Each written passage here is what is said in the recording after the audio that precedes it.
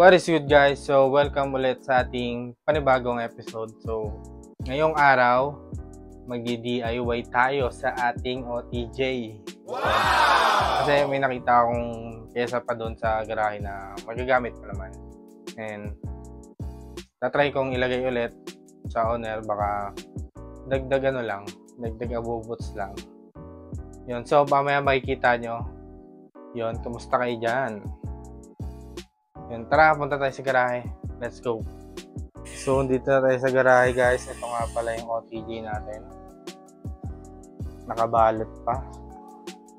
Ang dami lang tambak dito, guys, kasi may ginagawa kasi dito nga sa bahay.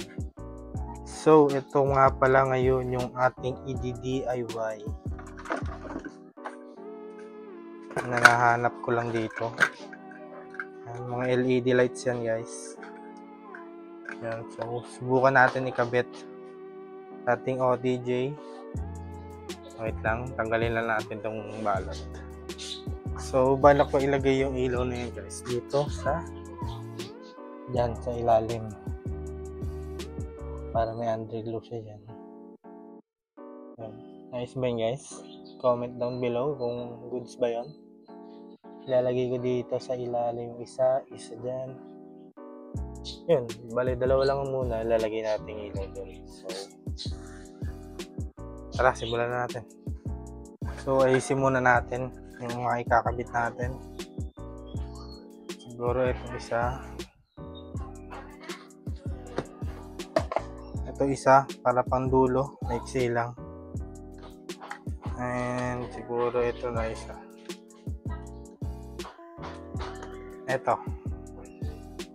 ito lang isa. Yun, pwede na to. Kasi sakto lang naman, maiksi lang naman yun.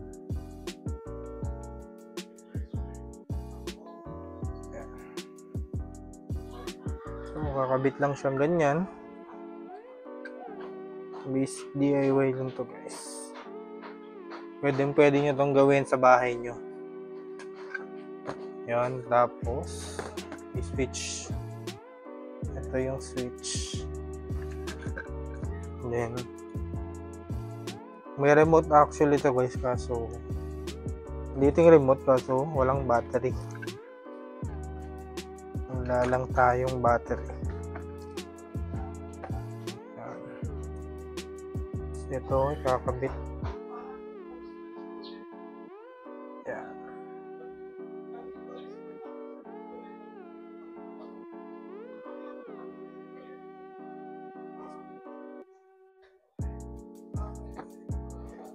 Tapos ito wala na siguro itong isa dahil dalawa lang naman yung kakabitan natin. Yun, ito pwede na to, guys. Try natin isalpak. So gagamitan natin siya ng cable tie, guys, kasi wala na tayong pandikit, kaya cable tie na lang gagawin natin. So tignan muna natin kung saan natin siya kakabit.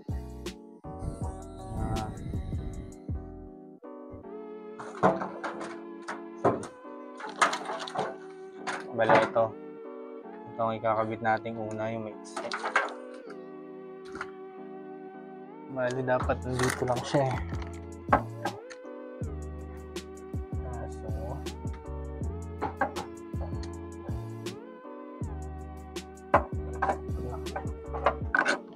So didikit na lang pala natin siya, guys, kasi walang pagsasabitan. Tingnan nyo, wala siyang kakabitan. Didikit na lang natin siya dito sa gilid. So nagtatanong kung saan nakakabit yung computer box ng ating OTJ. Ito siya. Yan, ang computer box. Nakikita nyo? Ito. Yan yung computer box ng ating OTJ. So makikita nyo dyan yung wiring. Diba? Napakagulo. Yan.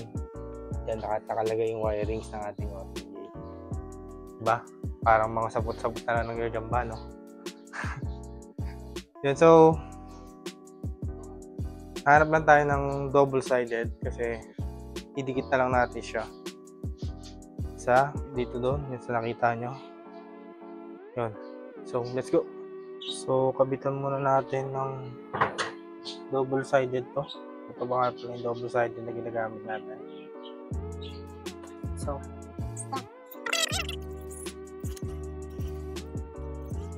nakabitan na natin siya. Lagyan na rin natin yung isa para ikakabit na lang din natin. So, tanggalin lang natin itong dating nakadikit.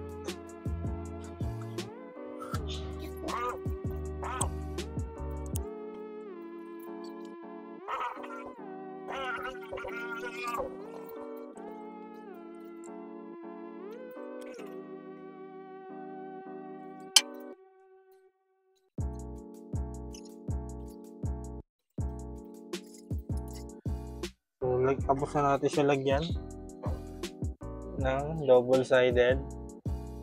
Lilinisan na lang muna natin yung ilalim. Let's go. Let's go in. Isayin lang natin. Yung bonus natin.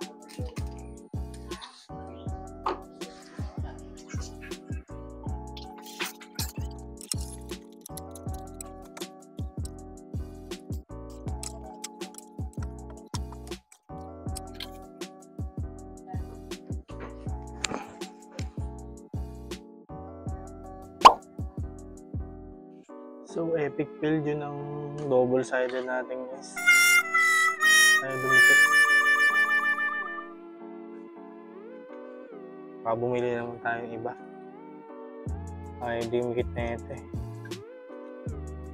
Or, lalagyan muna natin siya ng makinis na tape bago natin lalagyan ng ganito. Tatry natin.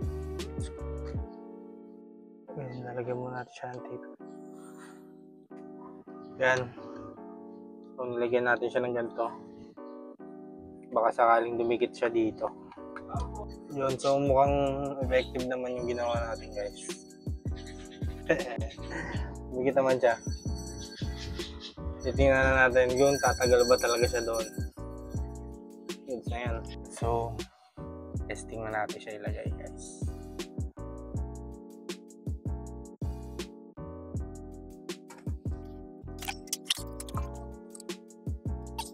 Ito pwesto niya, guys, yung pinabit natin. Makikita niyo dyan. Ayan. Pwesto na siya. So, hindi naman nalalaglag. Pwede na yan dyan. Yun, kakabit na rin natin yung isa doon. Hanapin na lang natin ang pwesto. DIY shits. Let's go. So, i-next naman natin dito sa kabila na linisan. Then, kabit na rin natin yung ilaw natin. Let's go. So, tanggalin na muna natin to para walang abala.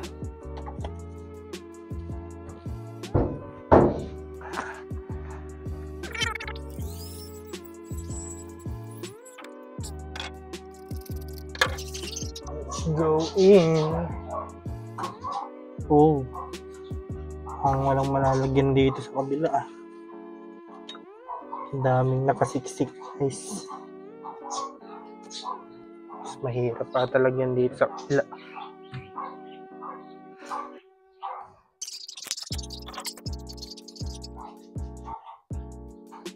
Dito banda meron.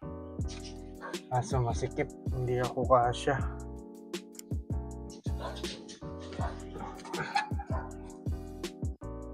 Yan ang kamay natin to.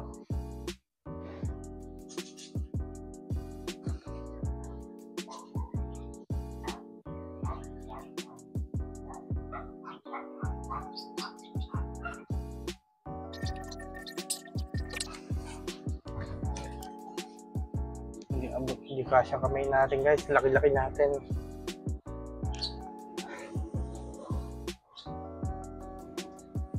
Yan pa pala itong nilagay ko natin dito. kailangan.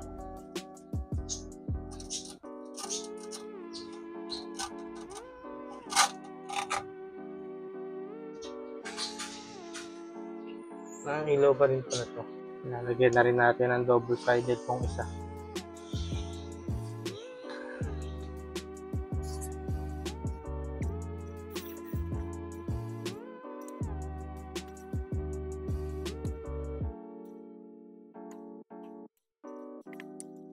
So, yung isa nating ilalagay na to, ang hirap ilagay kasi masikip sa loob niya. Yan. Ang hirap siya ilagay. Bale, meron siya dito. Ito, itong space na yan. Pwede natin siya ipasok dyan. Ang problema lang ay hindi kasya ang aking kamay. Hindi, pero gagawa natin paraan yan. So, iwala lang. Tatapos din natin. Nagawa natin paraan yan. Let's go. Sabi ko sa inyo guys magagawa natin ang paraan yan. Nakabit ko na. Tingnan nyo. Tingnan nyo to. Kita nyo ba? Nice. Nakabit na yan, sir. Angas. Ito ba yung isa? Then, yan.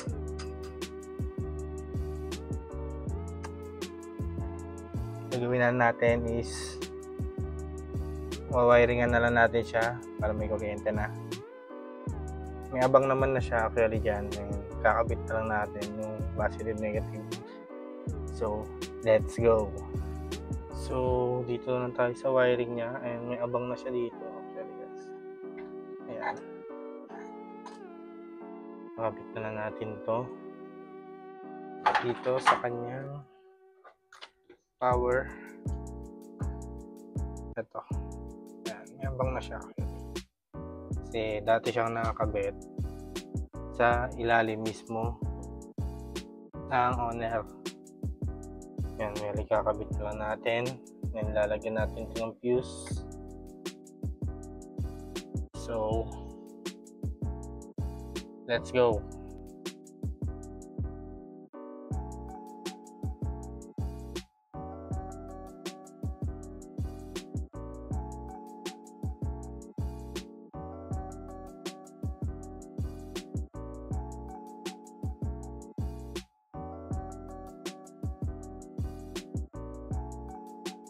So, nakabit na natin yung wirings. Tapos nalagyan na rin natin siya ng fuse. Ayusin na lang natin yung sa ilaw. Pagdudugtungin na lang natin siya. And ayusin natin yung pwesto niya dito sa ilalim ng wire.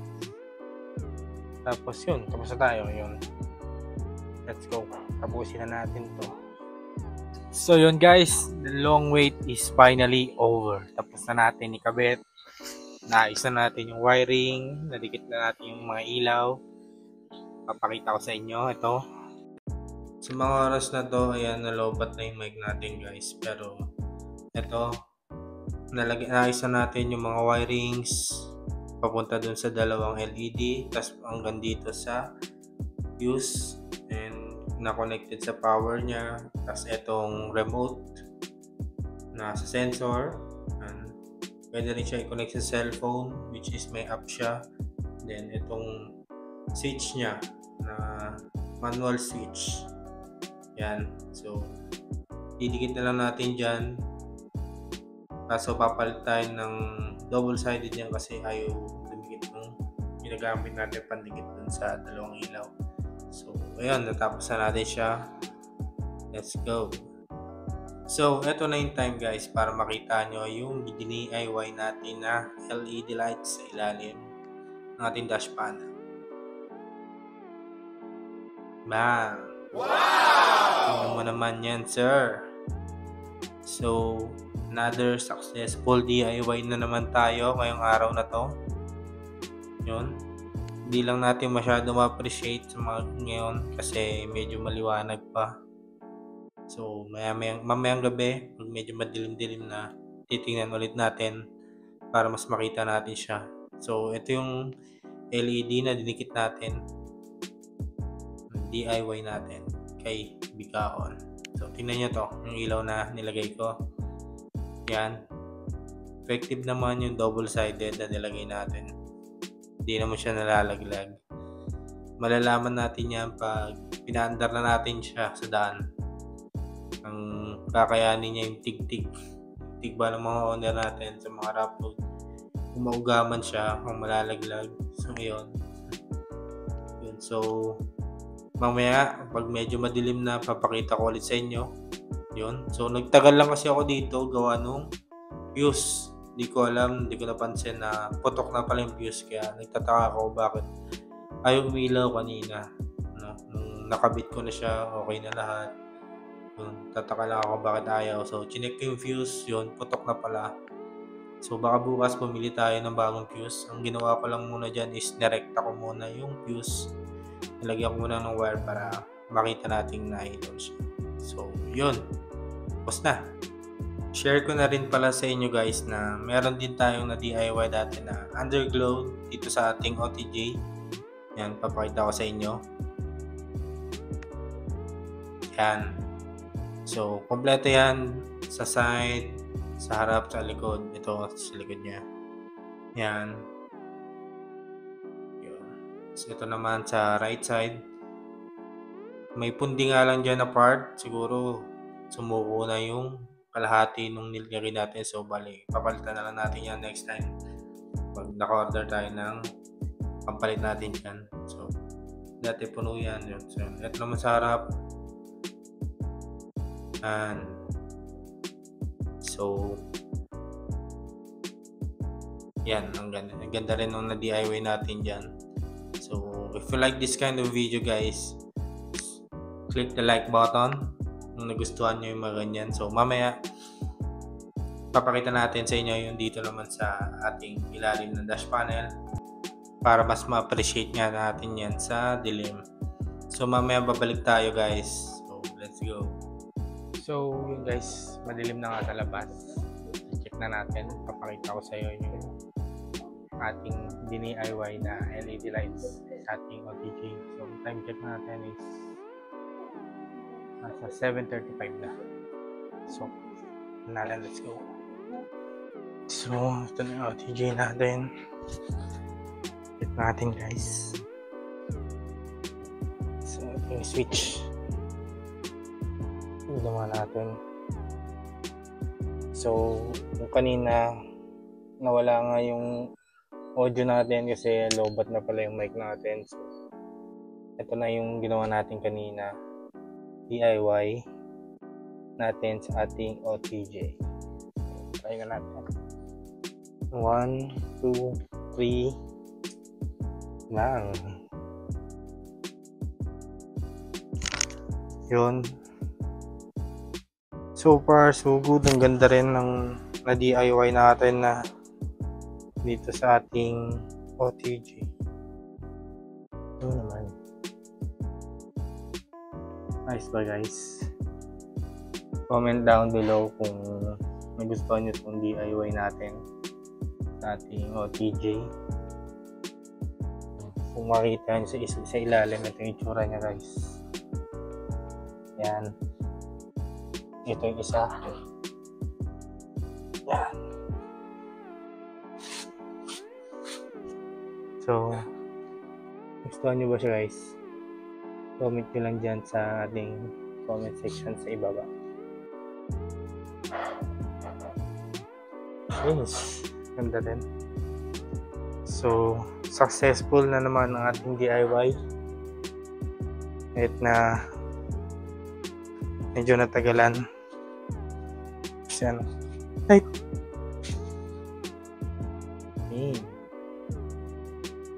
Angas. Pwede na ang DIY natin ngayon.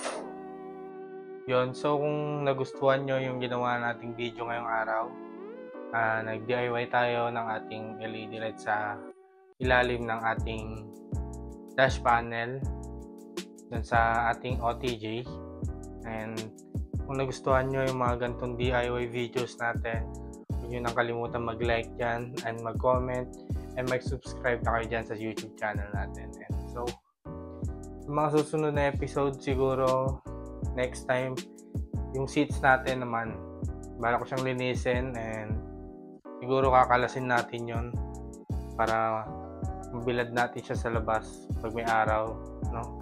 Yun. So, hanggang dito na lang matatapos ang ating video, guys. Sana nag-enjoy kayo sa ating DIY. Yun. Kung hindi pa kayo nakasubscribe sa ating YouTube channel, subscribe na kayo dyan, guys. So, salamat sa suporta and spread love and always do what excites. Peace.